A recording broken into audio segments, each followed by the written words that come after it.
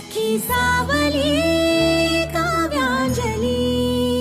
मी हे घर हे सगळं परक होतं ना तिच्यासाठी।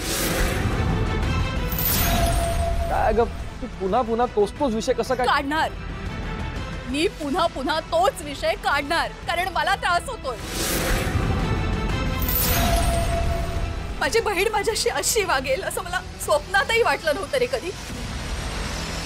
काय झालं होतं, एक छोटंसं कारण होतं त्यावरून भांडण करून काढलं तिने आणि घर सोडून गेली।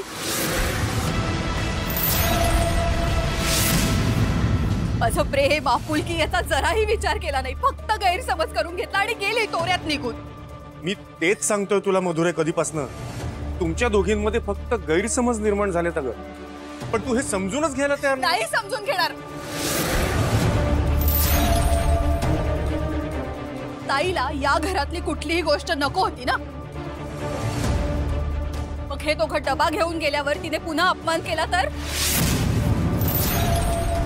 माझा मुलगा माझी सून यांचा कुणी अपमान केला तर ते मी खपवून घेणार नाही।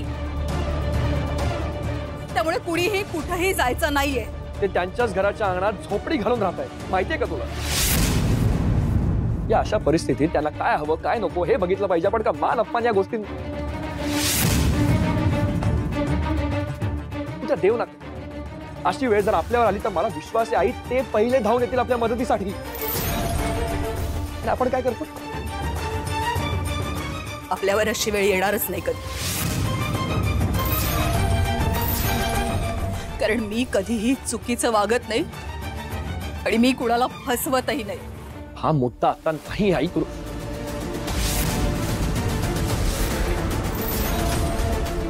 माझ्यासाठी हा विषय संपलाय।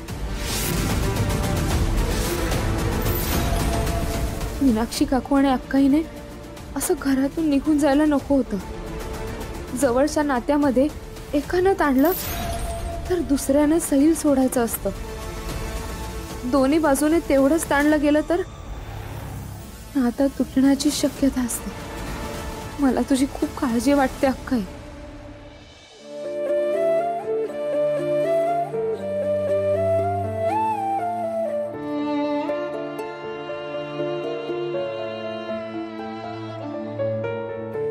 एवढ्या घाईत सुद्धा किती काळजीने गरजेचं सगळं सामान दिलंस ग आमच्यासाठी। अगदी अंथरूण पांघरून सुद्धा आठवणीने पाठवलंस।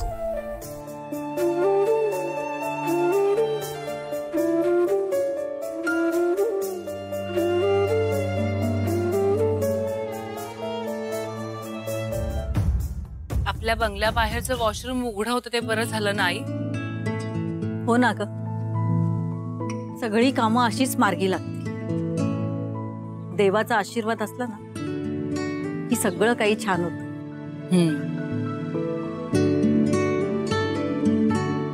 बाबा हे घ्या, तुम्ही पण फ्रेश होऊन या। नाही नको, थोडा वेळ आराम कर मग आवर। ठीक आहे, तुम्हा दोघांची खूप दमणूक झाली असेल ना? एक काम करा, तुम्ही दोघं जरा विश्रांती घ्या, बरं वाटेल तुम्हाला। काव्या, कुलकर्णी काकू आल्यावर चला।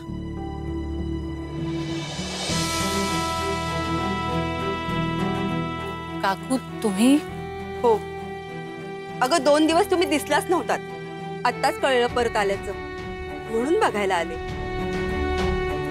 हो काकू, ते आम्ही म्हणजे हे बघ, आम्ही तुमचे शेजारी आहोत, जप्तीचा विषय कळलाय आम्हाला, खूप वाईट वाटलं, पण 2 दिवस होतात कुठे तुम्ही?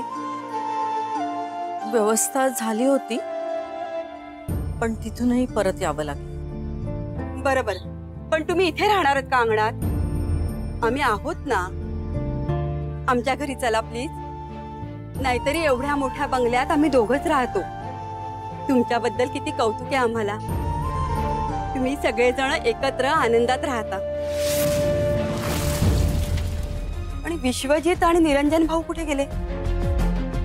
विशू ऑफिसला गेलाय का?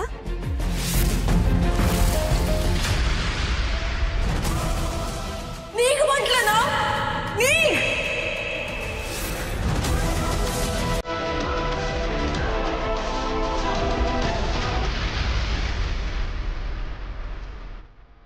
विशू विशू काय झालं ओळखू?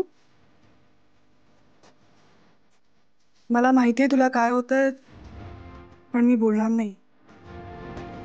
म्हणजे 2 दिवस काव्यासोबत होतास, त्याचाच विचार असेल ना डोक्यात?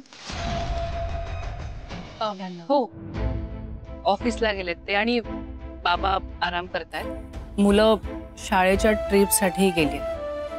थँक्यू काकू, तुम्ही इतक्या प्रेमाने विचारपूस केलीत. पण प्लीज आम्हाला इथेच राहू दे.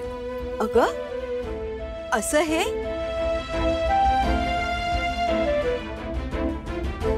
हो. खरंच तुम्ही येणार नाही आमच्या बरोबर? नाही का, काही प्रसंगांना आपल्या आपणच तोंड द्यायला हवं. बरं ठीक आहे, तुम्हाला काही हांतरून पांघरून लागलं तर? नाही काकू, माझी बहीण आहे ना अंजली, तिने सगळ्या वस्तू पाठवल्या. बर, पण काही लागलं तर नक्की सांगा हा. विशू ऑफिस मधून आला की पाठव माझ्याकडे. त्याची गरजच पडणार नाही.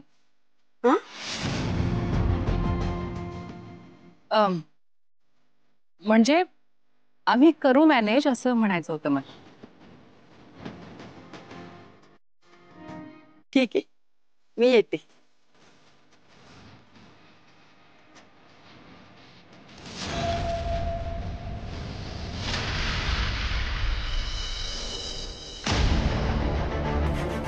Vishu, I can understand your feelings Vishu. मी तुझ्या डोळ्यात बघून सांगू शकते तुला कसलं टेन्शन आहे. ते काव्याला कधीच कळणार नाही ना.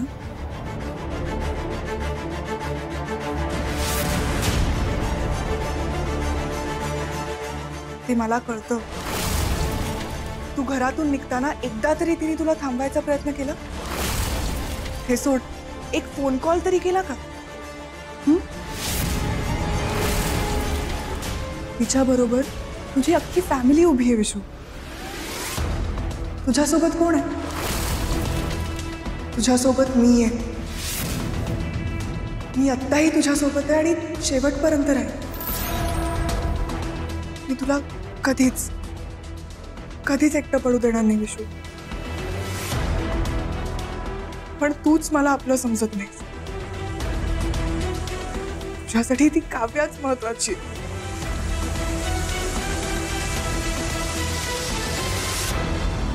काव्या, आपण 2च दिवस मधुराकडे गेलो, पण त्या 2 दिवसातच विशूचं गुपित सगळ्यांना समजलं.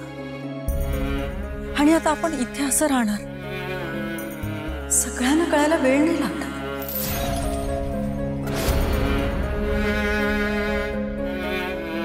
आई, वादळाचा सामना केल्यानंतर छोट्या छोट्या वावटळींना घाबरायची काहीच गरज नाही. जो काही प्रसंग येईल तो आपण निभावून नेऊ.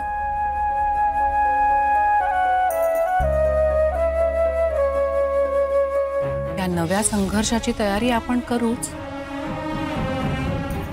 पण ज्यांनी हे वादळ आपल्या आयुष्यात आणलंय त्यांच्यासाठी आज मला काहीतरी करायचं.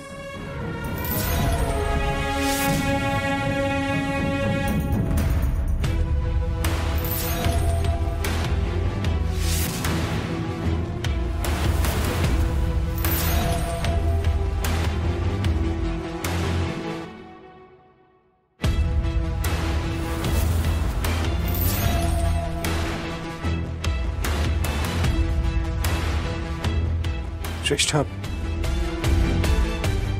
आता मला माझा वेळ हवाय. Please please. विशू, यापुढे तुझ्या प्रत्येक क्षणावर माझा हक्क आहे. आता तुझ्या आणि माझ्यामध्ये कोणीही आलं तरी मी त्यांना कुठे गायब करेन ते त्यांनाही कळणार.